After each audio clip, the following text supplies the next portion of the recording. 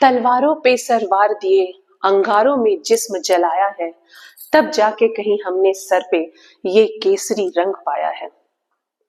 आजादी ऐसे ही थोड़े मिल गई आजादी।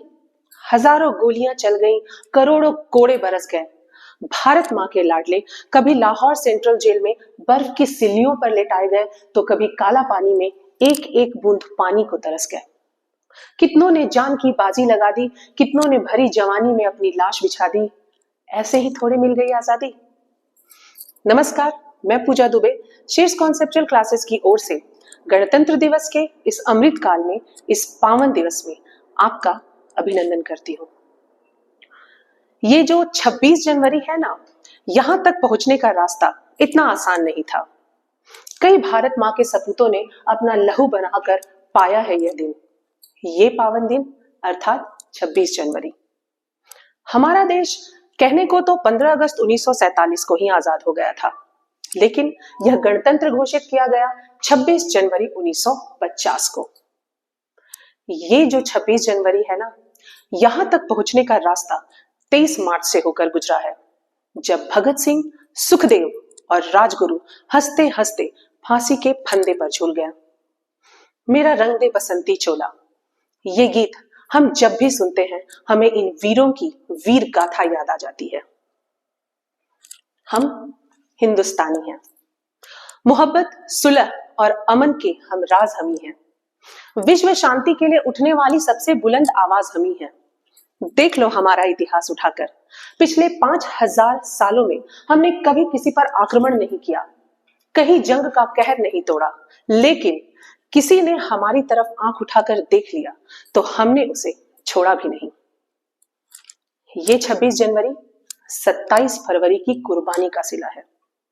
वही 27 फरवरी जब चंद्रशेखर आजाद ने अल्फ्रेड पार्क में आखिरी गोली अपने मस्तक पर उतार ली थी।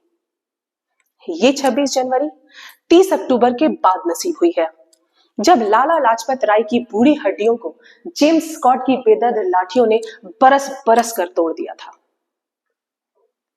आंखें भींग रही होंगी ना, आंसू निकल रहे होंगे ना, तो रोक लीजिए अपनी आंसुओं को और कहिए अपनी आंखों से कि आज उदासी का नहीं, उत्सव का दिन है।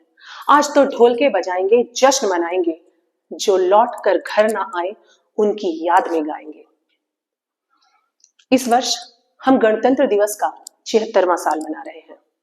हम सभी जानते हैं कि इस गणतंत्र को पाने के लिए हमें कितनी कुर्बानियां देनी पड़ी। जी हां, हम गणतंत्र दिवस मना रहे हैं। आज के दिन ही देश की शासन व्यवस्था को चलाने के लिए हमारा संविधान बना था। इस संविधान के निर्माण में डॉक्टर भीमराव अंबेडकर जी की सबसे अहम भूमिका रही थी। इस संविधान को बनने में 2 साल 11 महीने और 18 दिन का समय लगा था। इसलिए तो कह रही हूं, यूं ही नहीं मिल गई आजादी, यूं ही नहीं हो गए हम गणतंत्र।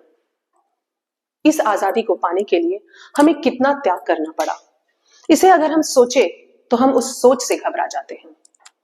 कितनी मां की ममता उजड़ी होगी, कितने सुहागनों के सुहाग बिगड़े होंगे और कितने बच्चे अनाथ हुए होंगे, तब जाकर मिली है हमें आजादी।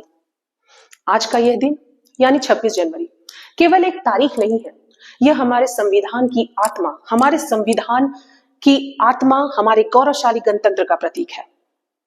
इसलिए हमें इसे सहेज कर रखना है। हमारा भारत एक महान देश है। हमारे भारत जैसी संस्कृति किसी और देश में देखने को नहीं मिलती है।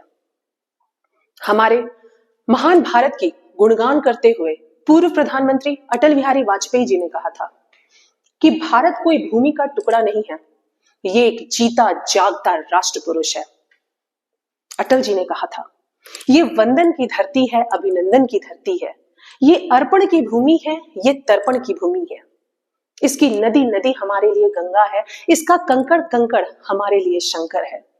हम जिएंगे तो इस भारत देश के लिए और मरेंगे तो इस भारत देश के लिए, और मरने के बाद भी गंगा जल में बहती हुई अस्थियों को कोई कान लगाकर सुनेगा तो एक ही आवाज आएगी, भारत माता की जय।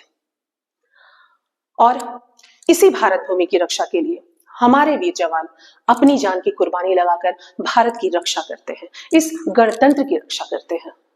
तो अब मैं मां भारती के उन सारे वीर सपूतों के नाम मनोज शुक्ला सर की एक बहुत अच्छी कविता द्वारा अपनी वाणी को विराम देना चाहूंगी।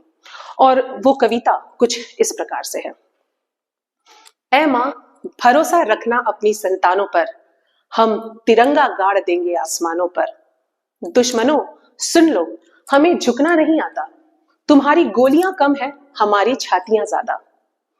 हमें पहचान लो, हम वो हैं जो तीरों पर लेटे हैं, महाभारत लड़े थे जो, हम उन वीरों के बेटे हैं।